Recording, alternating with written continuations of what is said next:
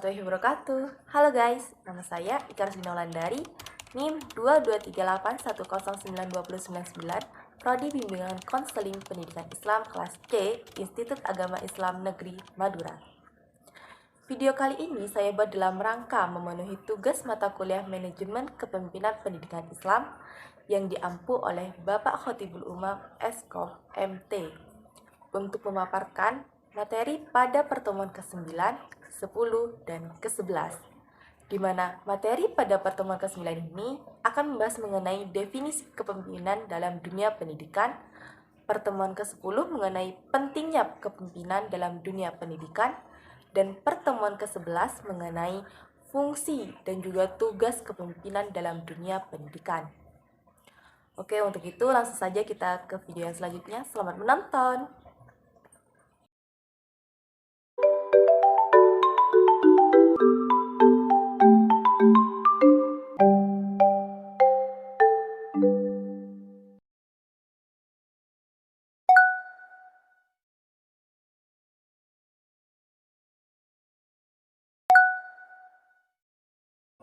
Definisi kepemimpinan dalam dunia pendidikan. Pada video sebelumnya, saya telah membahas mengenai apa itu kepemimpinan dan bagaimana kepemimpinan dalam lembaga pendidikan Islam. Namun di sini saya akan mengulas kembali mengenai definisi dari kepemimpinan dan bagaimana kepemimpinan dalam dunia pendidikan. Sebenarnya, untuk dapat mendefinisikan kepemimpinan merupakan suatu masalah yang sulit, karena sifat dasar dari kepemimpinan itu sendiri memang sangat kompleks. Namun, dari hal tersebut dapat kita ambil satu definisi mengenai kepemimpinan secara umum, yaitu kepemimpinan adalah kemampuan dan kesiapan yang dimiliki oleh seseorang untuk dapat mempengaruhi, mendorong, mengajak, menuntun, menggerakkan, dan kalau perlu memaksa orang lain agar ia menerima pengaruh itu dan selanjutnya berbuat sesuatu yang dapat membantu pencapaian tujuan-tujuan tertentu. Kepemimpinan melibatkan hubungan pengaruh yang mendalam yang terjadi di antara orang-orang yang menginginkan perubahan yang signifikan, dan perubahan tersebut mencerminkan tujuan yang dimiliki bersama oleh pemimpin dan para pengikutnya atau bawahannya. Oleh karena itu, pimpinan harus memiliki kemampuan melihat jauh ke depan atau visioner dan mampu mengkomunikasikan visi, misi maupun strategi serta nilai-nilai kepada semua orang yang terlibat dalam dan terkait dalam pencapaiannya. Sedangkan leadership kepemimpinan dalam pendidikan adalah suatu kemampuan untuk mendorong atau mempengaruhi dalam lingkup pergerakan pelaksanaan dan pengembangan pendidikan demi tercapainya tujuan pendidikan secara efektif dan efisien. Pentingnya kepemimpinan dalam dunia pendidikan. Pentingnya kepemimpinan seperti yang telah dikemukakan oleh Indra Fardi yang mengartikan bahwa kepemimpinan adalah suatu kegiatan dalam membimbing suatu kelompok sedemikian rupa sehingga tercapailah tujuan itu. Kepemimpinan merupakan hal penting dalam suatu organisasi, khususnya dalam dunia pendidikan, sebab kepemimpinan adalah salah satu kunci vital keberhasilan tujuan dapat tercapai. Alasan mengapa leadership penting adalah untuk dapat membangun tim yang kuat, maka pemimpinnya harus dapat benar-benar berkemampuan kepemimpinan. Kepemimpinan memiliki peranan penting dalam dunia pendidikan, di mana kepemimpinan harus bisa mempengaruhi bawahannya dan bertanggung jawab terhadap suatu sekolah agar terciptanya suatu kegiatan pembelajaran dan tercapainya tujuan pendidikan.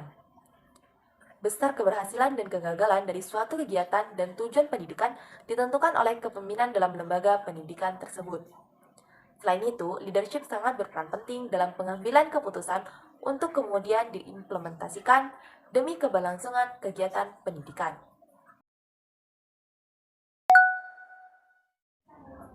Fungsi dan tugas kepemimpinan dalam dunia pendidikan. Antara fungsi dan tugas kepemimpinan ini sebenarnya merupakan hal yang sama, di mana fungsi dan tugas kepemimpinan berarti suatu usaha dan hal yang harus dilakukan oleh seorang pemimpin sesuai dengan kedudukannya sebagai pemimpin. Oleh karena itu, di sini saya akan memadukan kedua pembahasan tersebut menjadi satu. Menurut Rohmat, dalam jurnal pemikiran alternatif pendidikan yang berjudul Kepemimpinan Pendidikan Insania 2016, menyederhanakan fungsi kepemimpinan pendidikan menjadi dua fungsi utama, yaitu yang pertama manajer dan kedua leader. di mana fungsi pertama sebagai manajer mencakup beberapa hal diantaranya. 1. Planning atau perencanaan, yaitu kemampuan dalam menentukan tujuan dan pencapaian tujuan. Kedua, organizing atau pengorganisasian, yaitu kemampuan dalam menghimpun dan mengkoordinasi sumber-sumber material institusi pendidikan, juga kemampuan menentukan sumber daya yang dibutuhkan institusi pendidikan. Ketiga, staffing atau penyusunan personalia, yaitu kemampuan dalam penentuan SDM, kemampuan mengadakan rekrutmen, kemampuan mengadakan sampai selesai, kemampuan mengadakan pelatihan dan pengembangan SDM, serta kemampuan mengadakan orientasi pada tenaga pendidik serta staf administrasi. Keempat, leading atau pengarahan, yaitu kemampuan dalam memberikan arahan bagi para tenaga pendidik dan staf administrasi. Kelima, controlling atau pengawasan, yaitu kemampuan dalam mengadakan strategi untuk mengadakan perubahan. Kemampuan menyusun strategi untuk kontrol terhadap proses pencapaian tujuan. Dan fungsi yang kedua yaitu sebagai leader, yang di dalamnya mencakup fungsi sebagai inovator dan motivator bagi para bawahannya. Sekian dari saya, semoga apa yang telah saya jabarkan tadi dapat dipahami. Terima kasih telah menonton.